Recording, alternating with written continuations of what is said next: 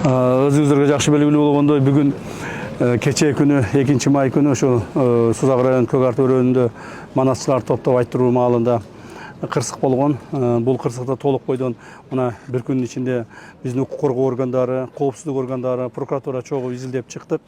Ал жерде кээ бир маалымат каражаттарында айтылып аткандай террордук же болбосо кылмышка байланыштуу эч кандай далилдер аныкталган жок. Бул негизинен ошол жерде коопсуз сактабаган маалдагы шалакылык болуп эсептелинет жана ошол маселе ушундай болгон. Эми бирок ошол эле мезгилде мен ушул жагын басымдап айтып кетейин. Ошол эле мезгилде уюштуруу иштеринде өтө көп кемчиликтер кеткен. Ошол жердеги балдардын коопсуздугун сактоо, балдарга коопсуздукту камсыз кылуу маселеси боюнча көптөгөн кемчиликтер кетиришкен. Себеби дегенде коопсуздук сактоо маалында эч кандай бир майда чүйдө барат нерселер деген болбойт.